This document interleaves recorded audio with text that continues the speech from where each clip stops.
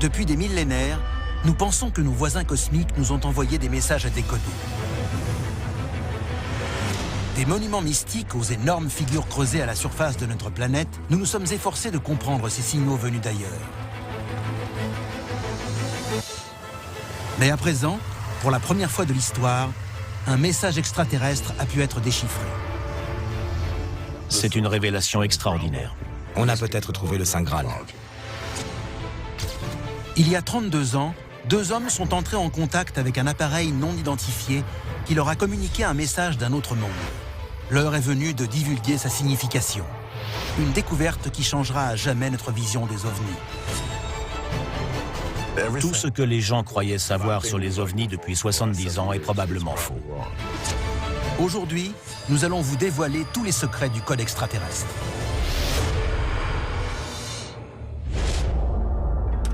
La machine est en marche. Des dossiers restés confidentiels pendant des décennies et décrivant des manifestations extraterrestres ont été rendus publics. Nous allons révéler le contenu de ces documents et découvrir ce que le gouvernement américain voulait cacher. C'est à suivre dans Alien Files, l'émission qui perce à jour les plus grands secrets de la planète Terre.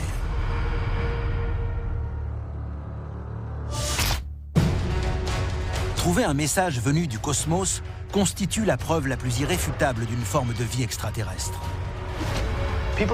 Des gens ont vu des ovnis et des extraterrestres. Mais communiquer avec un extraterrestre serait la clé pour enfin comprendre les secrets de la vie dans l'univers. Un incident en particulier se démarque de tous les autres quand il s'agit de prouver l'existence d'une telle communication. Nous sommes en 1980. En pleine guerre froide, le monde entier est sur la brèche. La possibilité d'une destruction nucléaire déclenchée par un conflit entre les États-Unis et l'URSS est une menace bien réelle. Ce mois de décembre 1980 est une période de très vive tension internationale. Ronald Reagan vient d'être élu président. Margaret Thatcher est au pouvoir au Royaume-Uni. La guerre froide risque à tout moment de dégénérer en conflit déclaré. En prévision d'une contre-attaque, des soldats américains tiennent garnison à la base de la Royal Air Force de Bentwaters, à l'orée de la forêt de Rendlesham, au Royaume-Uni. Vers 3 h du matin dans la nuit du 26 décembre, les radars perdent la trace d'un objet non identifié dans les bois entourant la base militaire. Les soldats de garde remarquent quelque chose d'étrange dans le ciel. Ces hommes ont vu des lumières non identifiées dans la forêt depuis les portes de Bentwaters. Le radar indiquait qu'il pouvait s'agir d'un avion accidenté. Parmi les militaires présents, le soldat de première classe, John Burroughs, et le sergent Jim Penniston montent une patrouille et sont envoyés dans les bois pour enquêter. Et ce qu'ils trouvent une fois sur place n'est pas un avion accidenté.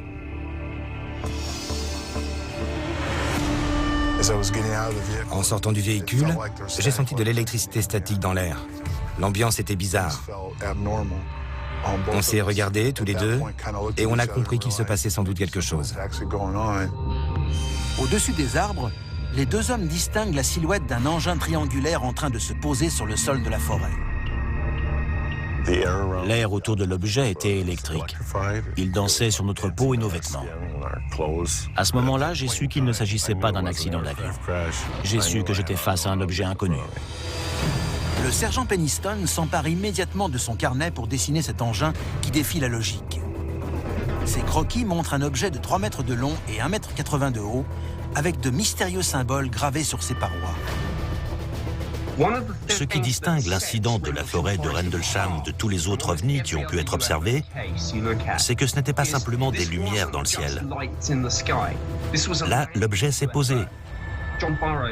John Burroughs et Jim Penniston l'ont approché de très près. Il s'est posé dans une petite clairière.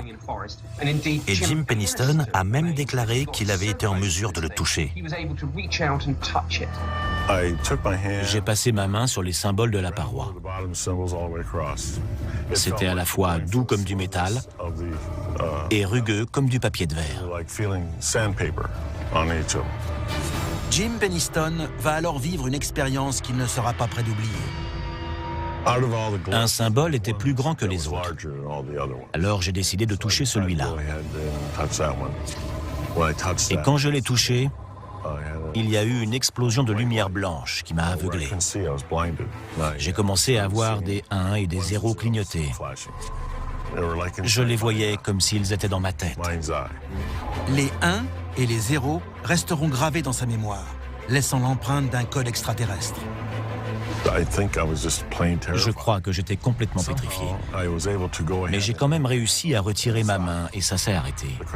L'engin s'est remis à bouger et l'instant d'après, il avait disparu.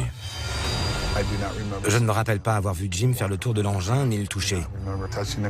Je me rappelle juste qu'on s'est approché de quelque chose et que l'instant d'après, il remontait dans le ciel, en direction de la côte. Mais le détail le plus troublant est l'heure indiquée par leur montre synchronisée, qui diffère de près de 45 minutes après l'incident. Quoi qu'on ait vu, ça a eu un effet sur notre mémoire. À un moment donné, à cause de l'électricité statique ou de je ne sais quoi dans l'air, ça a modifié notre vision des choses.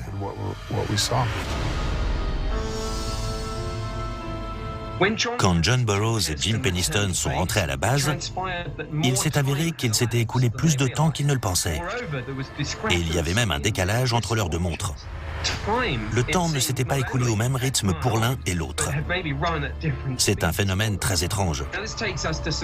Quand on parle avec John et Jim, mais aussi avec les personnes qui ont étudié cette affaire, on s'aperçoit que des théories assez extraordinaires ont été développées, notamment autour du voyage dans le temps. Cet objet a-t-il pu modifier leur perception du temps ou même modifier le cours du temps lui-même? Dans l'espoir de trouver des réponses, John Burroughs retourne dans la forêt et met au jour des preuves qui ne font qu'épaissir le mystère. Dossier déclassifié, l'enregistrement de Charles Halt. Le lendemain soir, John Burroughs retrouve Charles Halt, le commandant de la base, afin de retracer le cours des événements. Ils inspectent la zone où l'OVNI se serait posé et regardent si les arbres voisins ont été exposés à des radiations. Quand j'ai rencontré le colonel Halt, il m'a appris que toutes les communications radio de ce soir-là avaient été enregistrées par le poste de commandement.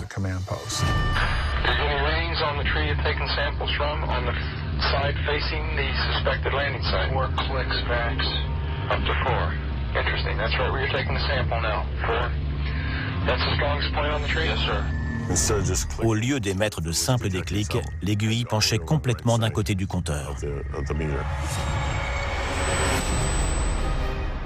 L'enquête marque ensuite un tournant quand un soldat de l'équipe du colonel Halt remarque quelque chose de très inhabituel. Au loin, une lumière de plus en plus vive. There it is. Hey, I see it too. What is it? We don't know, sir. So can I get some? Yeah, it's a strange, small red light. Looks to be maybe a quarter to half mile, maybe further out. I'm gonna switch off it. The light is gone now. It was approximately 120 degrees from the site. Is it back again? Yes, sir. C'est un enregistrement authentique et il est assez extraordinaire. On perçoit la tension et la peur dans la voix de ces hommes à mesure que l'OVNI avance. À un moment donné, on entend l'OVNI se rapprocher.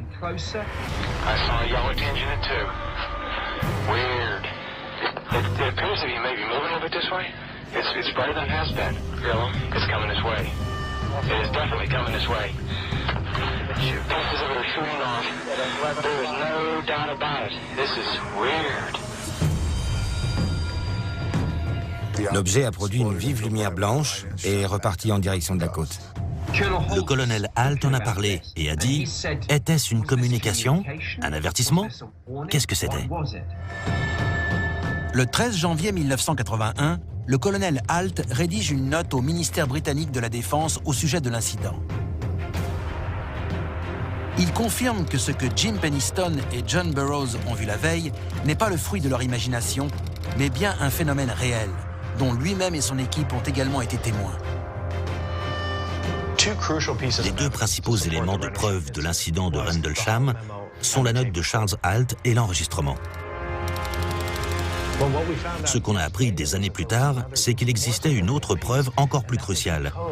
Le code reçu par Jim Penniston quand il a touché l'engin. Mais à l'époque, il a gardé ce code secret.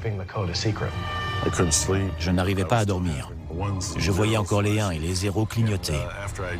J'ai ressorti mon carnet où j'avais dessiné les symboles et j'ai rempli 16 pages de 1 et de 0. Je me sentais beaucoup mieux après. Je n'avais pas envie d'en parler car ça paraissait fou. J'ai décidé de garder ça pour moi.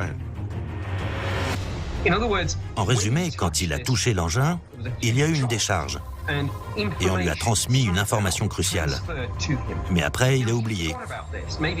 Peut-être qu'il n'a pas mesuré sa portée. Et ce n'est que 30 ans plus tard qu'il a compris qu'il détenait quelque chose de la plus haute importance. Le sergent de l'armée de l'air américaine à la retraite, Jim Penniston, a gardé un secret durant de longues années. 16 pages remplies de 0 et de 1. Une vision communiquée par un objet extraterrestre en 1980 dans la forêt de Rendlesham. Pendant 30 ans, ces pages sont restées dans un tiroir, jusqu'à ce qu'il revoie par hasard son collègue de l'armée, John Burroughs, en 2010. On était en train de regarder son carnet et on a découvert ces pages remplies de 0 et de 1. Je les ai regardées et j'ai dit, c'est un code binaire. Le code binaire est important car il est à la base de la communication digitale. En 1974, Carl Sagan et plusieurs autres scientifiques décident d'envoyer un message radio dans l'espace, avec l'espoir qu'il soit reçu par des extraterrestres. À l'époque, le message d'Arecibo envoyé dans le ciel était le plus puissant qu'on ait jamais émis. Le message est envoyé sous forme d'un code digital composé de longues séries de 0 et de 1, un type de communication appelé code binaire. Pour comprendre le code binaire, on peut le comparer au morse. Le morse est composé de points et de traits. Le code binaire est composé de 1 et de 0. Et en associant 8 1 ou 8 0, on obtient un octet de données. Quand on a décidé d'envoyer un message dans le ciel, dans l'espoir d'entrer en communication avec une civilisation extraterrestre, les scientifiques ont opté pour le code binaire, car c'est un langage universel que n'importe quelle race intelligente dans l'univers est capable de comprendre. Le code binaire est le plus facile à déchiffrer. Donc le message d'Arecibo nous a permis de fournir des détails sur notre position dans l'univers, la nature de notre ADN et quelques autres informations sur notre identité en tant qu'humain. Si Jim Penniston a effectivement reçu une communication extraterrestre, et si nous sommes en mesure de la décoder, je pense que ce message pourrait potentiellement changer l'humanité.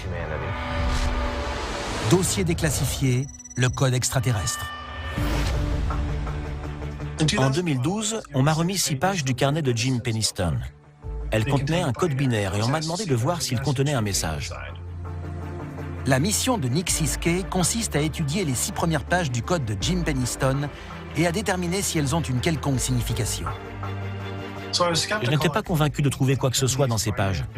Mais j'ai commencé à entrer ces 1 et ces 0 dans mon ordinateur, à les passer dans mon traducteur, et j'ai été surpris de trouver un court message qui dit « Exploration de l'humanité », suivi de ce qui semble être des coordonnées géographiques, puis « Continue pour progrès planétaire ». Quand j'ai découvert le message, j'ai eu un frisson dans le dos. Sincèrement, je ne pensais pas trouver quoi que ce soit dans ce code. Et j'étais face à ce qui semblait être un message en provenance d'extraterrestres. Ils avaient peut-être essayé de communiquer avec nous. Exploration de l'humanité pour progrès planétaire. Ce message est peut-être une instruction ou bien un avertissement. Et les chiffres qui apparaissent à l'intérieur du code sont encore plus intrigants. Ces chiffres correspondent à des coordonnées nord et ouest et indiquent un lieu sur la planète Terre. Une fois reportées sur une carte, ces coordonnées désignent un endroit surprenant au large des côtes irlandaises. Une île autrefois connue sous le nom d'île de Brazil. L'île de Brazil a parfois été surnommée l'Atlantide celtique. C'est une sorte d'île perdue, une contrée mythique dont certains pensent qu'elle a accueilli une civilisation avancée. Selon la légende, ceux qui ont vu l'île de Brazil ont parlé d'une civilisation riche et évoluée, dont l'architecture était composée de tours dorées et de dômes majestueux. Puis, à la fin du 19e siècle, l'île a soudainement disparu. Mais en poursuivant les analyses dans les autres pages du carnet de Jim Penniston, des coordonnées d'autres lieux à travers le globe ont été mises au jour. Le code binaire indiquait des coordonnées aux 4 coins du monde. Dans le sud-ouest des États-Unis, à Sedona, en Amérique centrale, en Amérique du Sud, en Grèce, en Égypte et un lieu en Chine. Beaucoup pensent que ces lieux correspondent au berceau de civilisations extraterrestres sur la planète Terre. Mais la portée de ce message est peut-être encore plus grande. De nombreuses personnes estiment que ce code binaire est la clé qui permet d'éclaircir le mystère de la forêt de Rendlesham, mais aussi de l'ensemble des manifestations extraterrestres. Mais pour saisir tout le sens de ce message, il faut pouvoir répondre à une question cruciale restée en suspens. Qui l'a envoyé à l'humanité? Contre toute attente, Jim Penniston, le témoin direct de l'incident de Rendlesham, pense détenir la réponse.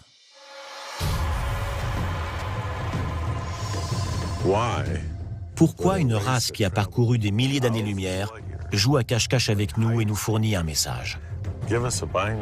Pourquoi ce message est-il en anglais?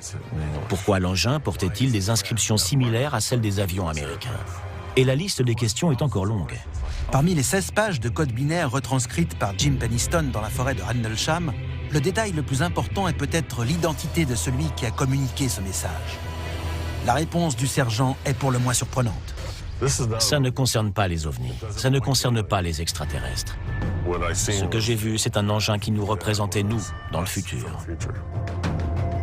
Le code extraterrestre serait donc un message de notre propre espèce. Si Jim Penniston dit vrai, le vrai message du code est en fait l'assurance que l'humanité survivra encore pendant de nombreux siècles. Ainsi, l'histoire des ovnis sur la planète Terre serait un aperçu de notre propre avenir.